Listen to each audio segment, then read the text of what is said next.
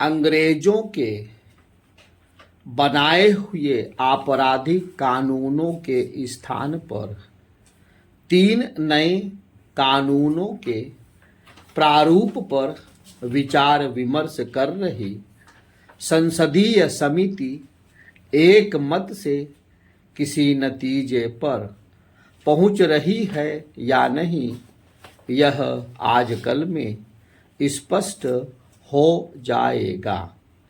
जहां कुछ विपक्षी सदस्य औपनिवेशिक युग के आपराधिक कानूनों के स्थान पर लाए जाने वाले 3 विधेयकों पर विचार विमर्श के लिए और समय चाह रहे हैं, वहीं गृह मंत्रालय की संसदीय समिति के अध्यक्ष इस पर बल देते दिख रहे हैं कि हमें अपना कार्य तय समय में पूरा कर लेना चाहिए।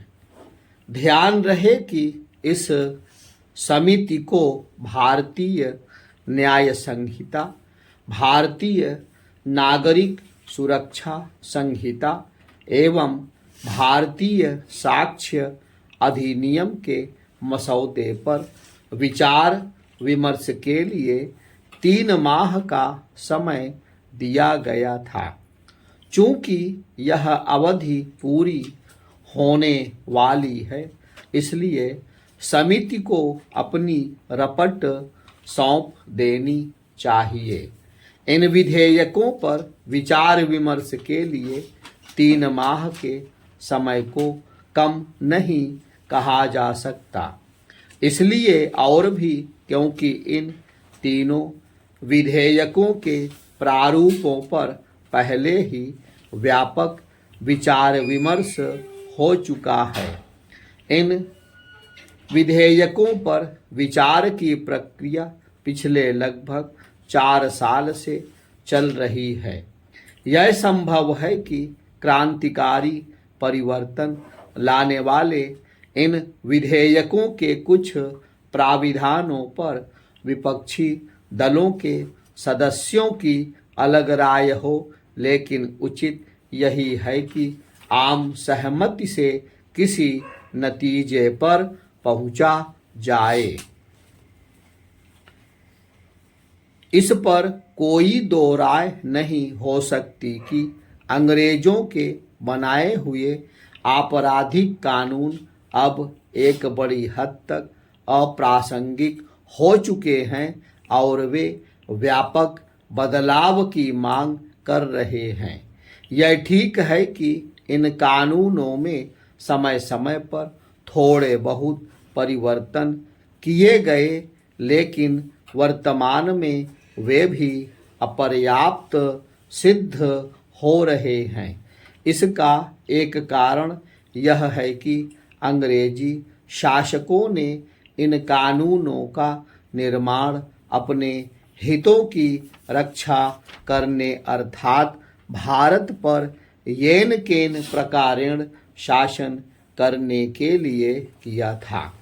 इन कानूनों का उद्देश्य न्याय देना कम बल्कि दंड देना अधिक था। अंग्रेजों के बनाए कानूनों के स्थान पर जो 3 विधेयक संसद के पिछले सत्र में पेश किए गए थे, उन्हें संसद के अगले सत्र में आम सहमति से पारित कर दिया जाना चाहिए, क्योंकि पहले ही बहुत देर हो चुकी है। इन विधेयकों को संसद में प्रस्तुत करते समय गृह मंत्री अमित शाह ने यह कहा था कि इनसे त्वरित न्याय के लक्ष्य को पाने में आसानी होगी।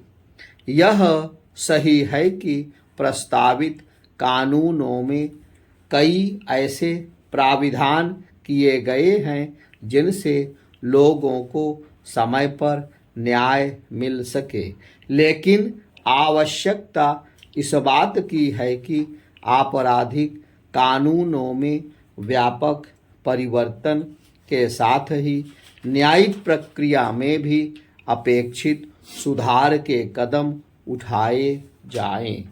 यदि न्यायिक प्रक्रिया पुराने ढर्रे पर चलती रहती है तो फिर तारीख के सिलसिले को रोकना संभव नहीं होगा।